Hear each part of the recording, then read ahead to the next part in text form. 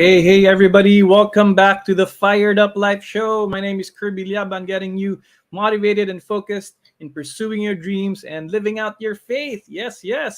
Hey, mga ka-fired up. Let's go. Let's have a fired up Tuesday today. All right. So our topic is about how to set a clear direction for your life. There you go. You might have set your goals already. You might have, this long-term plan. But, sometimes when we get burned out, when we get tired, when we get, you know, uh, feeling down and depressed, sometimes that direction in life gets a little muddled. No, it gets a little blurry. So we tend to forget what those goals are. We tend to forget where we're actually headed. And we find ourselves aimlessly wandering into life, or maybe aimlessly wandering or drifting into our work. All right. So we want to bring back that clarity in our lives because clarity motivates us.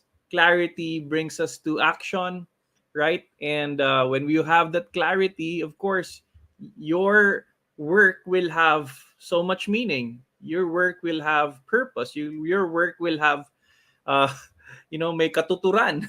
All right, what you're doing. All right, so there you go. So let's tackle this topic, having a clear direction for your life, and by finding this clarity, we're able to really accomplish a lot of things for ourselves and of course for the society and for other people.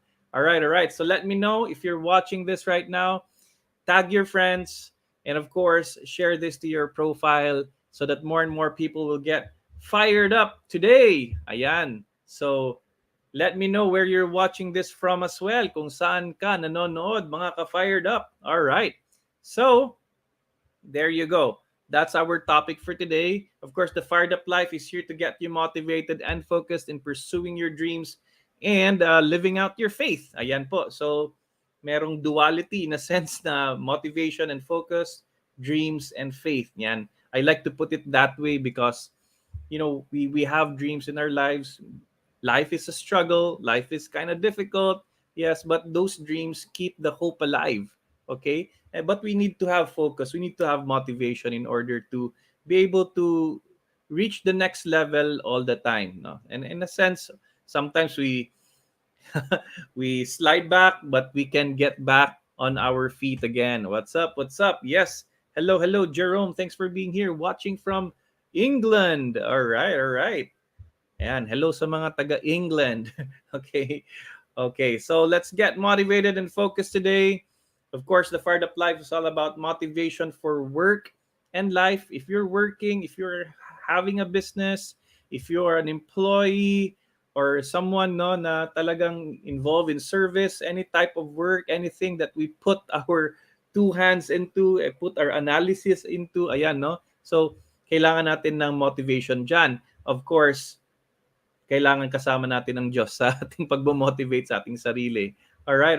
So, yes. Hello, Fritzy. Thanks for being here. Thanks for tagging your friends. Yes, please tag your friends so more and more people will get motivated for work and life. Okay. So, the Fired Up Life is present every Tuesdays and Thursdays at 3 p.m. Ayan po. So, yan po ang ating schedule sa ating live show. And, on a daily basis, I post also motivational quotes, things that I reflect on and think that this could, help other people. Ayan po. Ayan. So, but the show live is every Tuesdays and Thursdays. Kaya para pwede tayong makipag, we can have a conversation. In a sense, you can type in the comments and we can get fired up together as well. All right. So, let's get it on. Our topic, how to set a clear direction for your life. Ayan, kung medyo malabo lahat ng bagay ngayon, parang ang labo. Parang di ko alam saan ako pupunta. Ang labo. When you feel that way, when you feel like, ano nga bang ang aking gustong gawin sa buhay? Ano nga ba yun? What do I really want in my life? Where am I heading to? No, so if you're at that point where you're trying to find that clarity, you're trying to find that direction in life, ayan, please stay tuned and please tag your friends whom you think can be benefited from this topic today. Okay, okay. So please type there in the comments. Ayan, if you're watching, kung taga saan po kayo and where you're watching from. All right. So let's get it on. Ayan, no? Yun yung una, no? I want to tackle the problem first. The feeling of being lost. The feeling of parang drifting, no? Drifting. Dati no nagko-collect kami ng driftwood. And exciting pag nakakita ng driftwood sa dagat, 'di ba? And gusto nating dalhin sa bahay, gawin nating piece of furniture or piece of decoration or put it inside the aquarium. Kumbaga, very common to us is the driftwood. But of course, the driftwood, matagal sa dagat 'yan. Paano-ano lang sa dagat, aimlessly going where the waves take the wood, right? So kaya driftwood siya.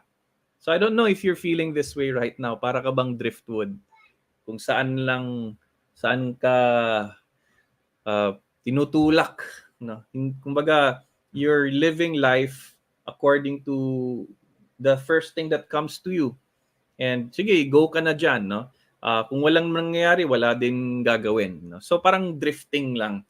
But, it's better to live deliberately than to live in a way that you are just drifting away. Kasi pag nagdi-drift ka lang, you will always tend to look for the pleasures in life. Kasi yun yung default natin eh. Somehow, we are inclined to these certain things. We are inclined to sin, di ba? Basically, sin. Parang may tendency talaga tayong magkasala. And the danger in drifting is we are very prone to this. We are very prone to living a life of sin.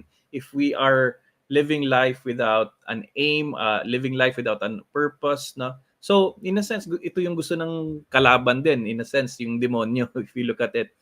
Gusto niyang tanggalin yung sense of direction in our life so that we will be drifting, so that we will have no purpose and to live a meaningless life. And with meaninglessness, ayan po, partner po ng life of sinfulness din po yan. So yan, no, we let's look at our lives right now. Are we kind of like drifting? Are we kind of like not knowing where to go? Or maybe you know where to go.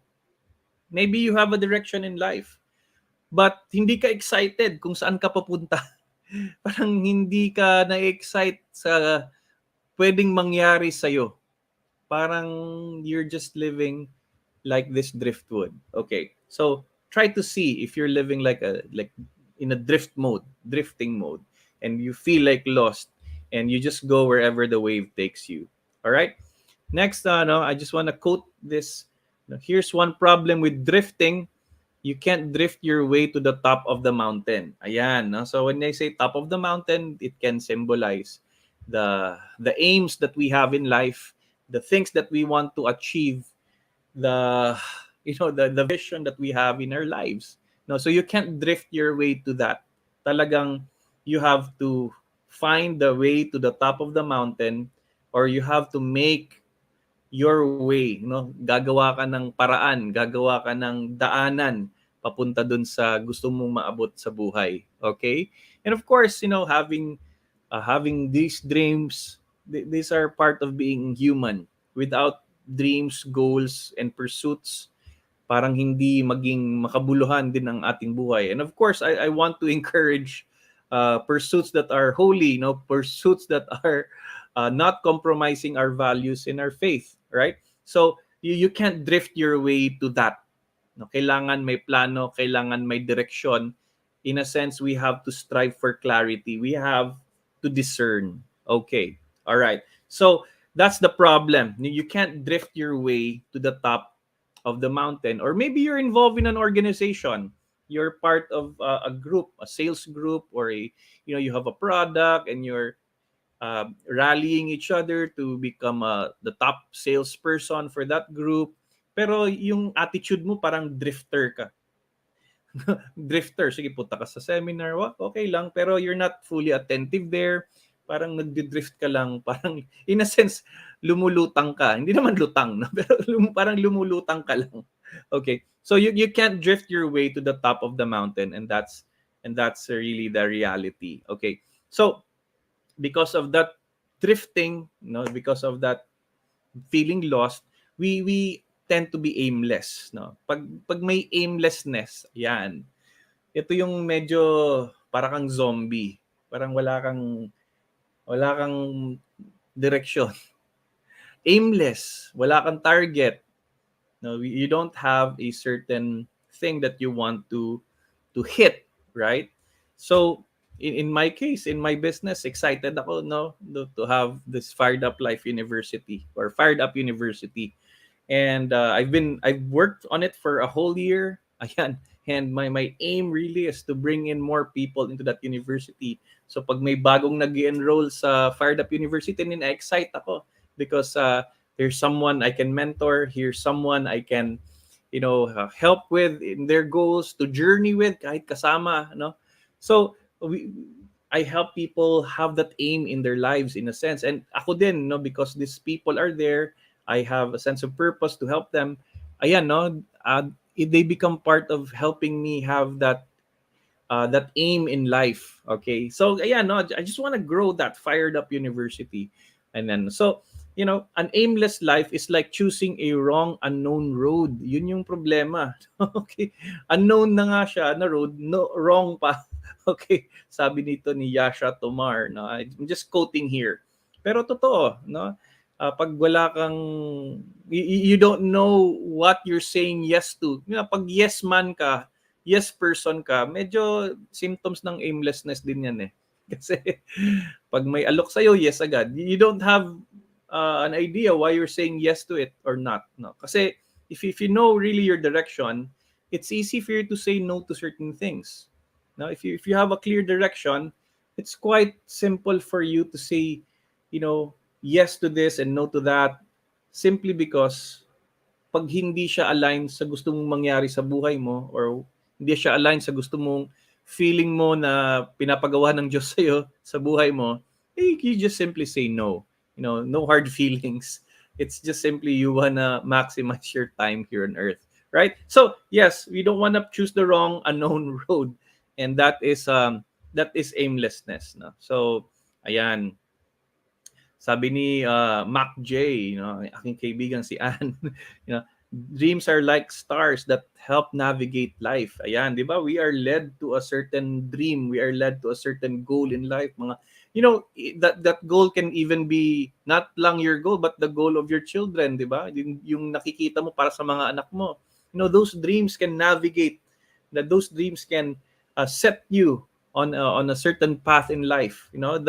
If you look at the people from before, yung mga nagna-navigate in the seas, they have, of course, certain instruments. Pero talaga, pag without those instruments, without those, the North Star, you just see, ang nakikita mo lang, puro dagat eh. Puro dagat. Di ba? And they're just praying to see land. In a sense, when you have a goal in life, ayan, you know where the land is. You know where it is supposed to be, and you just work your way towards that. So we want to avoid aimlessness, we want to avoid drifting in our lives. Now when you're lost, also you have a crisis of purpose. You have a crisis of purpose, especially when you're transitioning to from one chapter of your life to the next. Yan, medyo may crisis of purpose yan eh. When you're let's just say coming from a college life to a work life, may sa gitna medyo ba talaga ang trabaho na bagay sa akin? Ayan, no? Or going from business to entrepreneurship, or so, I'm sorry, employment to entrepreneurship. Okay? So, yan, merong parang a crisis of purpose. Kaya ko ba to? Ito ba talaga ang pinapagawa ni Lord sa akin? Ito ba talaga ang gusto ko sa buhay? Bakit hindi ako fulfilled dito?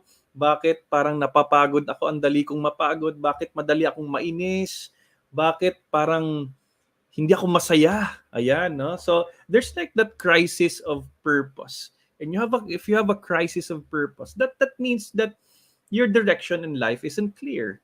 You have not reflected enough or recollected enough with yourself to be able to really say, ayan, this is my purpose, this is where I'm heading. Okay? So we want to avoid a crisis of purpose, or we want to overcome, we want to solve this time in our lives when we have this kind of crisis. So, in a sense, you want to find yourself, to find your path, di ba?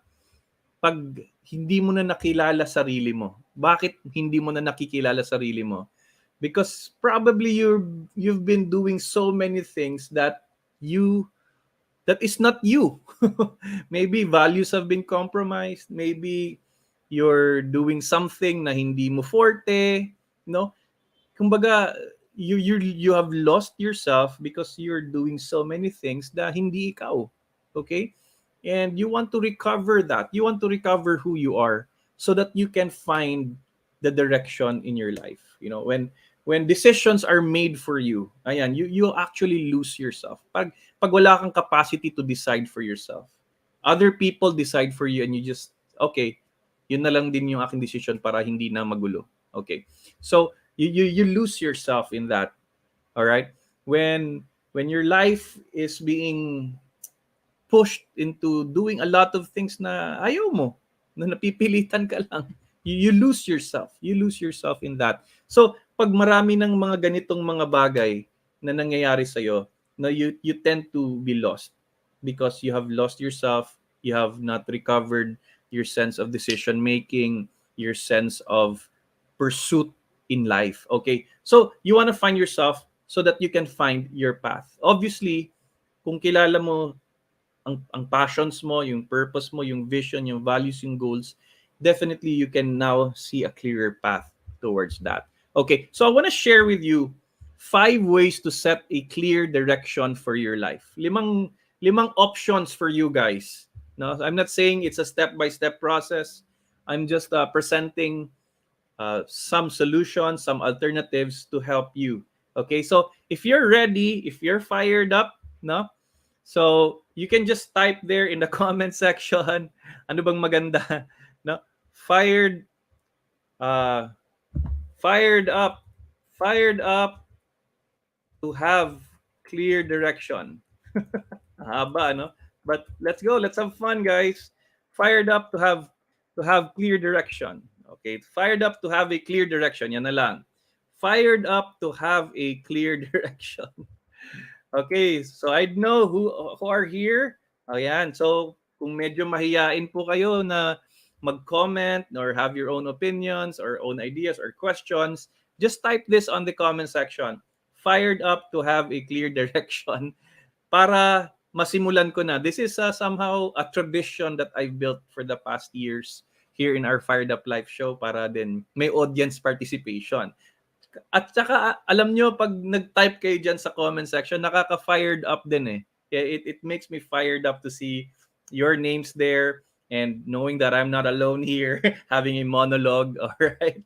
Ayan, marami na ang fired up. Lasty is here. Lasty Ed, fired up to have a clear direction. Janet is also fired up to have a clear direction. Cecil is fired up to have a clear direction. Rommel is fired up. Yes, Fidel is fired up to have a clear direction.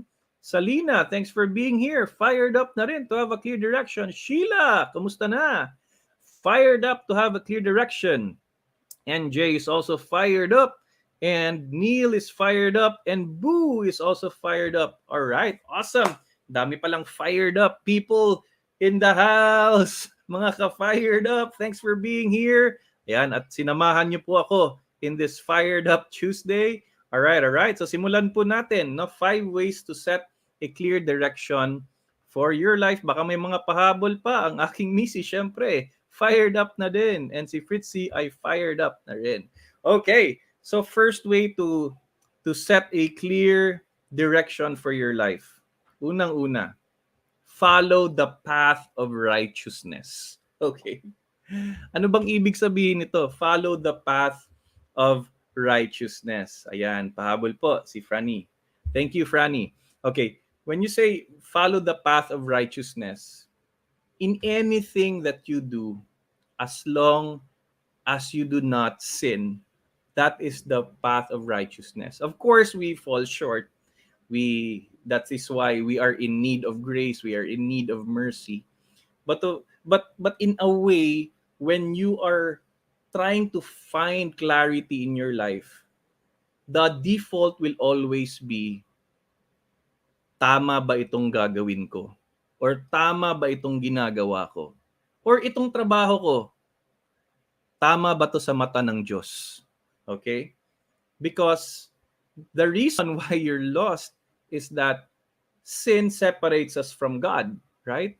And when we're separated from God, we lose our identity because our basic identity is a son and daughter of God. We lose our identity when we drift away from God. And therefore, the more we please God, the more we do things to be able to serve God, to be able to do what is right, nahahanap natin kung sino tayo, and in fact, lumalabas yung the best version of ourselves when we follow the path of righteousness. When we say path of righteousness, it's in the little and it's in the big things. Are we honest in our dealings? Are we doing what is right according to what is regulated in government? Are we following what is mandated by the law? These are things that are according to the path of righteousness. Are we following gospel values? Are we applying it into our lives? Okay, so that is, shall I say, the foundation of things when we want to find clarity. 'Di ba? Kasi nakakatakot naman if you want to find a clear direction for your life, pero yung sinusunod mo na goal ay the path of greed, the path of uh, you know, popularity or fame, no? Kumbaga, it's a path that would lead you to compromise one thing to the next, and it is a sure path for destruction. Okay? Maliwanag siya. It's actually a clear direction for destruction. Okay? So, yun yung una talaga. Let's evaluate the things in our lives. Hindi naman tayo mga perpektong tao. Pero there is always that area of sinfulness that we have in our lives that we need to correct, that we need to put in order. Kasi, di ba? Seek ye first the kingdom of God and His righteousness, and all these things shall be added unto you. Pag wala po yung added unto you, pag hindi mo pa nakukuha ang sa tingin mo ay blessing para sa iyo, baka there is an area of unrighteousness that we have to clarify, that we have to identify and actually confess and actually ayusin. All right? So we want to follow the path of righteousness, and that righteousness will lead us to the will of God. It will lead us to where we're supposed to be. It will lead us to a life of happiness and fulfillment. Okay? So that is number 1. Follow the path of righteousness. Okay? Again, isipin natin, am I doing the right thing? And if it's in the gray area, syempre, we want to go to the white area. So, we can consult people. You can have a spiritual director, a confessor, or a friend, an elder who can help you make decisions to be led to the right path or to the path of righteousness. Okay? Kasi God gave us freedom in our lives. Binigyan tayo ng kalayaan. Hindi natin alam ang kabuuhan ng pag-iisip ng Diyos because His ways are not our ways, di ba? God moves in mysterious ways. Pero the sure way to be led to a meaningful and happy life, to be led closer to the Lord, is really to follow the path of righteousness. Okay, that's the first point. Second point, okay, go where you can be of most help. Ayan, kasi let's look at it now from the perspective of our God-given talents. Iba-iba talaga ang ating strengths. Iba-iba yung ating kagalingan. Iba-iba yung ating mga special skills. Okay? May mga magaling sa communication, may mga magaling sa organization, may mga magaling sa accounting, may mga magaling sa math, may scientific-minded, no? I mean, di ka ba nagtataka bakit yung classmate mo napakagaling sa isang subject at ikaw magaling ka din sa another subject? Okay? Pero na lang recess, no? Kasi magaling tayong lahat dyan.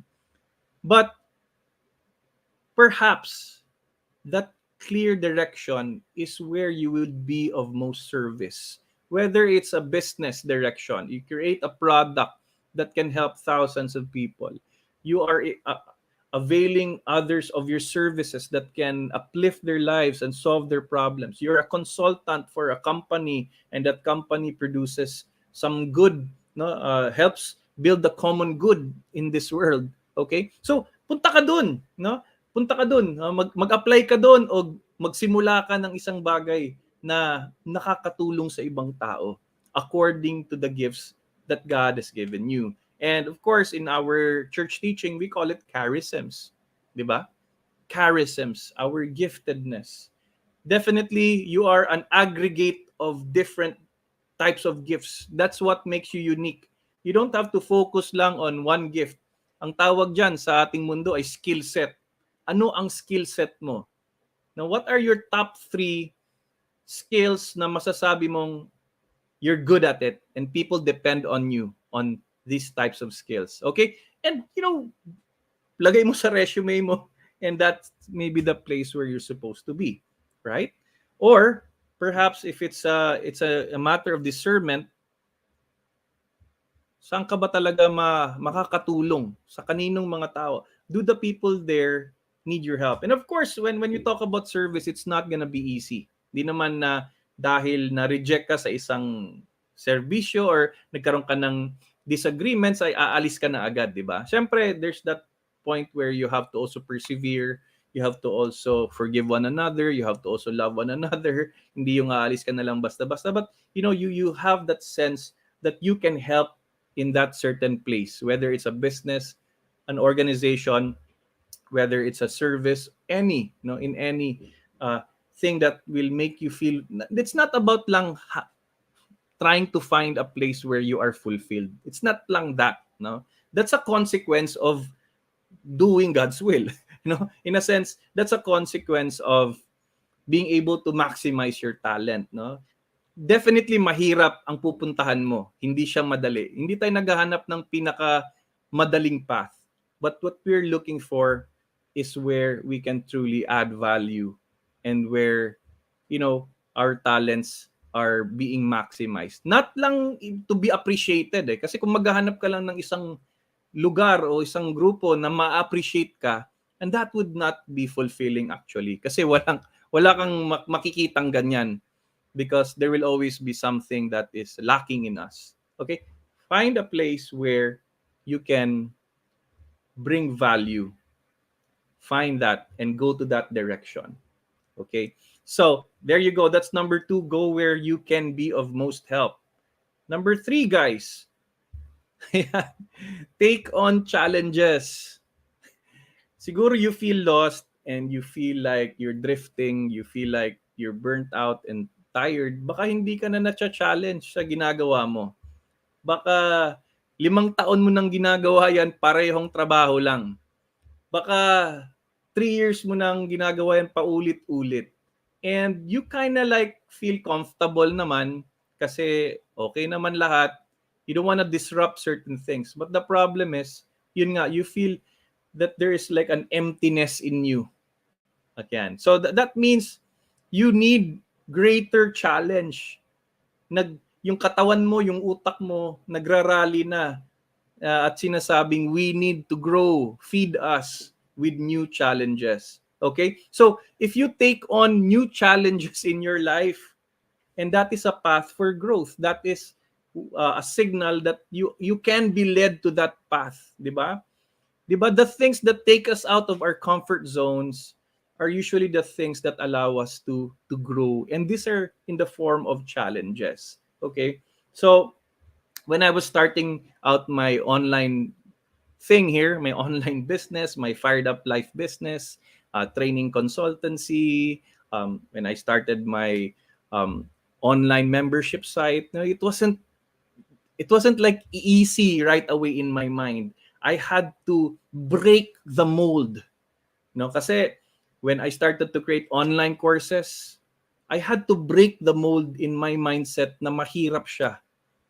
And I had to convince that I will take on that challenge at alam kong hindi magiging madali sa simula, pero kailangan ko siyang gawin I just have to begin and do it.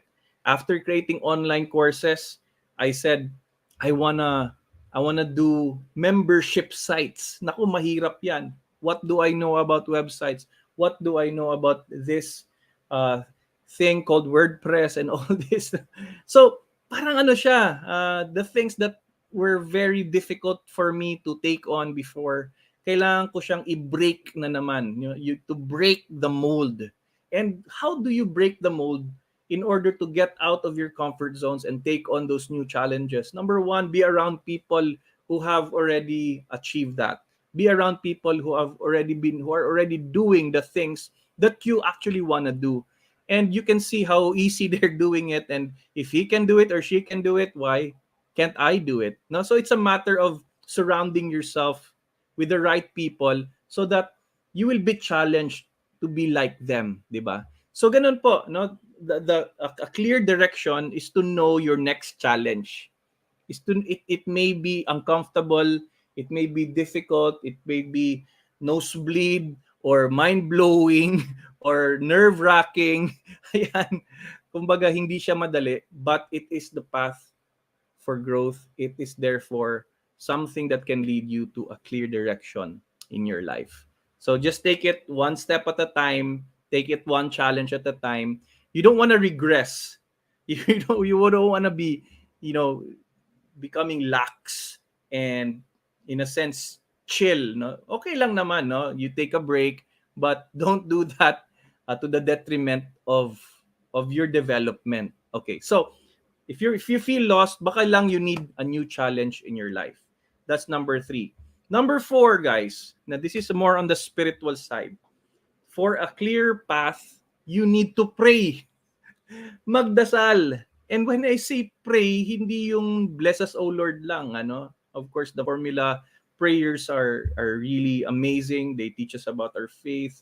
But when the formula prayers stop to become personal, you have to really revive your conversations with God, no? So you want to pray about your calling, and the easiest way is to ask, Lord, what do you want me to do? What do you want me to do for you? What Why am I here on earth? No, ano bang gusto mong ipagawa sa akin, Lord? You know that question is a very humbling question. And to ask God what he wants is a question of the desire to surrender our lives to the Lord and let him take over our lives. Now we cooperate with his will.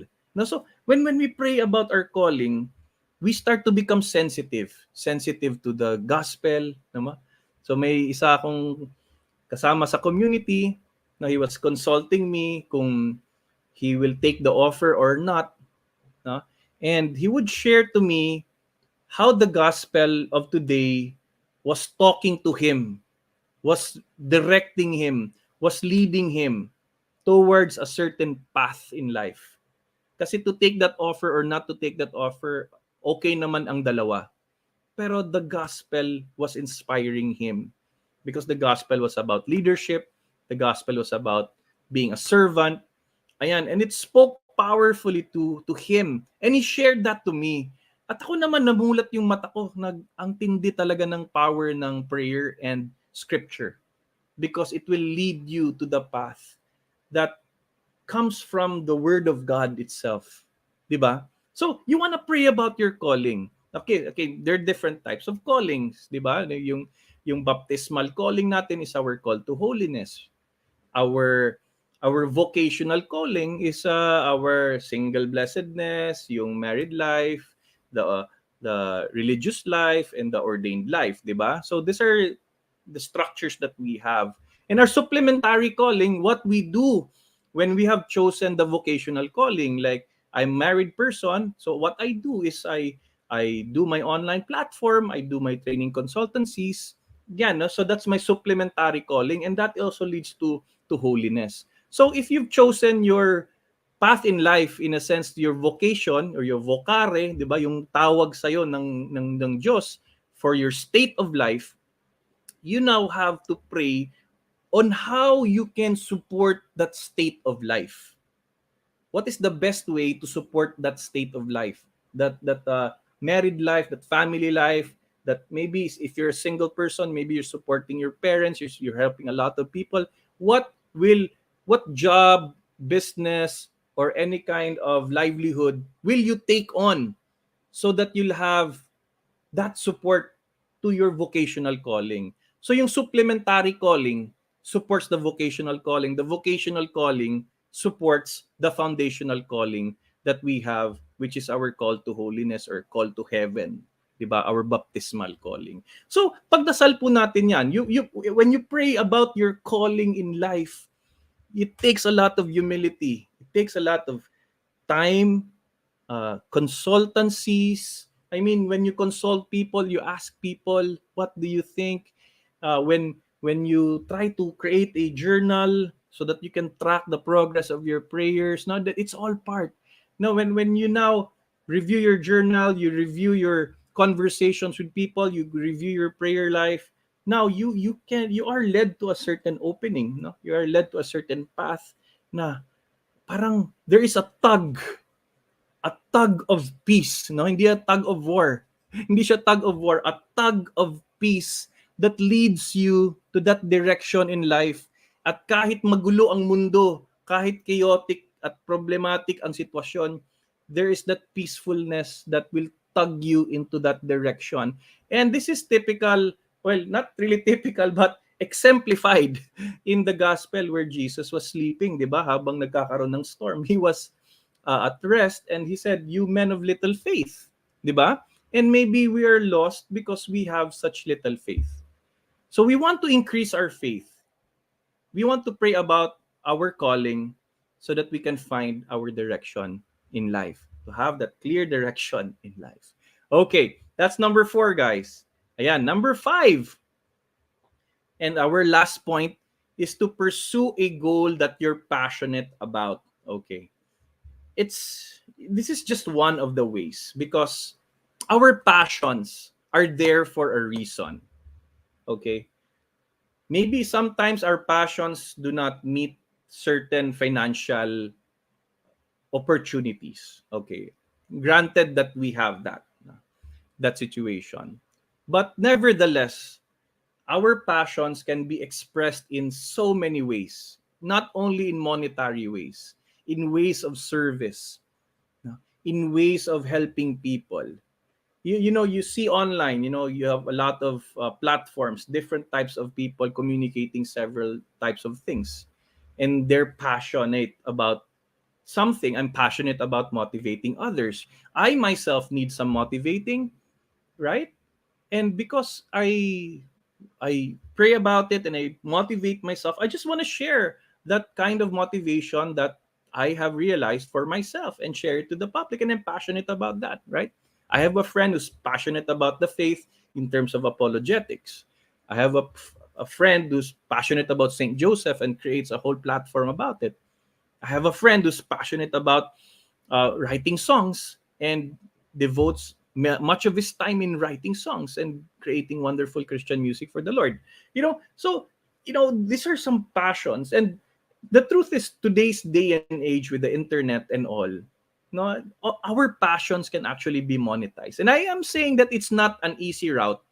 Hindi siya madali, because um, it's a transitioning of an era of people, uh, have building their passions and earning the income that they want na. So, ayan, no, you want to look at your passions. Where can you apply that? Kasi if you have a goal and you're not passionate about that goal, di ba? Bakit ka pa nag-set ng goal ng ganyan? Okay.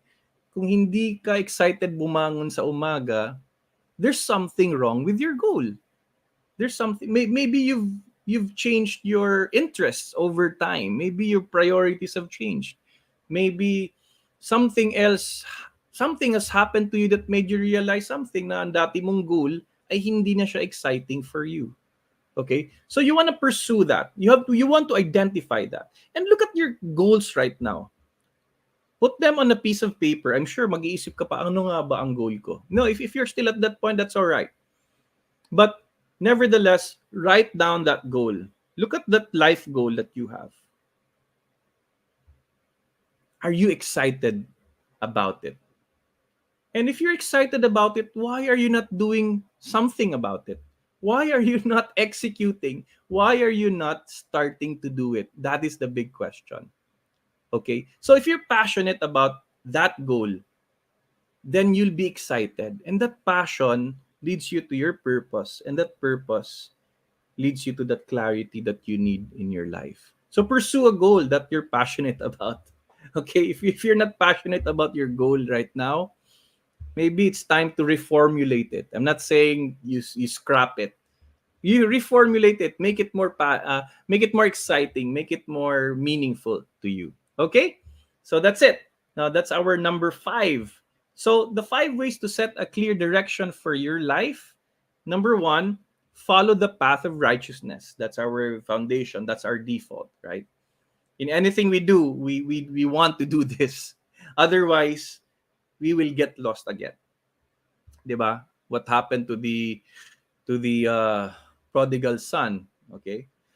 He was so lavish in abusing what resources he got from his father. He didn't follow the path of righteousness. So we can always go back to the father, in other words. So that's number 1. We want to follow the path of righteousness. Number 2, let's go where we can be of most help. Number 3, take on challenges. Baka yun yung kailangan, the next challenge in your life. Number 4, pray about your calling. Yung tawag talaga ng Diyos sa'yo, para sa'yo. No? It's where you feel like God is pulling you to. And the last one, 5th, is pursue a goal that you're passionate about. Okay, so I don't know about you guys, but let me know which of the 5 things here, or the 5 ways, resonates most to you. Okay, which of the 5 things resonates most to you? Just pick one and tell me, if you have some time to type it out, tell me your reason why you picked that out, why it is something that you feel like you can apply in your life right now. Okay, so is it gonna be number 1, 2, 3, 4, or 5? Okay, so ayan, no? Hello, Jeanette Tolentino. Thanks for being here. And Olive Ilardo, thanks for being here. Yes. For Lasty, para sa kanya, number 4, pray about your calling. And number 5, pursue a goal that you're passionate about. Hey, thanks for sharing your thoughts here, Lasty. Ayan, magandang combo yung dalawa. Calling and passion. Yeah, calling can actually be difficult, lalo na pag yung calling is a call to obedience. May aspeto din na ganyan, no? May pinapagawa yung Diyos sa atin na ayaw natin, parang si Jonah lang, no? Pero alam mo, no, nandun yung kapayapaan. So when you feel that you're called to do that, then you want to build your passion on that. All right? Ayan. So para kay Boo, yes, number 5, Janet, take challenges one at a time. Thank you for your comment. Para kay Cecil, go where I can be of most help. Ayan, thank you for that comment, Cecil. I know where you are right now. You are of most help to the people you're sent to. Okay. All right, great. That's awesome. So those are the 5 ways. Keep your comments coming, guys. And of course, hey, if you want to support the show, if this is something that has blessed you today, perhaps you want to be a patron, just go to patreon.com/fireduplife and become one of the people who support the Fired Up Life show. Ayan. You can also send stars, by the way. Madali lang po siya. Isang pindot lang dyan. It's the Facebook platform to help content creators like me make our platform sustainable. And of course, you can also be a Facebook supporter, yung green button somewhere. And you can also send support through GCash through this number, 0917-590-6665. All right. Ayan. So yes, support the show, be a patron. Go to that link in the description. Salamat sa ating mga patrons na patuloy na tumutulong, na naniniwala, at nagsusuporta sa ating Fired Up Live show. We are on our 351st episode. Are we? No? I mean, we are on our 52nd episode na pala. 300 episode number 352. Ayan, yung tinype ko po diyan uh, sa ating descriptions ay 351 pero 352 na pala. Ayan. So hey, thank you for your support, guys. Ayan, salamat po. So you can send stars, and again, you can order my book fireduplifestore.com. You can get a copy of 365 fired up days. Yay, yay, yay. I see a lot of people copy pasting the contents of this book. I really appreciate it. That means it's helping them, and they want others to be motivated as well. So if you need motivation, not only for today, you wanna after your prayer time, you wanna read a motivational book that can charge you up, that can fire you up. Just reading one page a day, that can make a difference already. Okay, so yes, para kay Sheila Martyr, number 4. So I can receive more affirmations until I get more fired up. All right. Ayan, thank you for that. Thank you. Ayan. So para kay Neil Rosal, number 3. Balikan natin yung ating mga slides. Ayan. Ano ba yung mga nilista natin? There you go. Ayan. So number 3, take on challenges. Thanks, Neil. At si Grace naman, pray about your calling and pursuing a goal that you're passionate about. A very affirming topic today. Thanks, Kuya Kirby. Yes, you're welcome, Grace. And thanks for gracing us with your presence. Present, pwede din. Regalo. Okay. So, hey, thank you so much. Ayan, si Rommel naman ay follow the path of righteousness to help avoid common sins. Very good. And Janet is, where can I buy your book? Oh, okay. Janet, you just go to fireduplifestore.com. Ayan, napakadali, no? Go to fireduplifestore.com and you will see there. Ayan, this is how you purchase it. Konting-konti na lang. Ayan, go to that website and just do the process there. It's a Shopify store. All right, that's it. And Jerome is saying, pray about your calling. Awesome. Thank you so much, guys. I truly appreciate all of you na sumipot today. And I pray that you find the clarity that you want for your life. And I also pray that you become an instrument of clarity for other people, an instrument of, helping them follow God's will in their lives. Okay, that's it for our show. And hey, God bless you always. And I hope to see you this Thursday for another Fired Up Life show. And hey, if you're considering to be one of the people that I mentor in the Fired Up Life, please consider going to firedupuniversity.com. Ayan po, firedupuniversity.com. You can see the website there and learn how to be part of that group that I mentor every Monday night to help them find clarity also, not only for their lives, but also for the content that they're going to make, so they can make a difference in the world. So that's it. God bless you. Keep being fired up. Bye.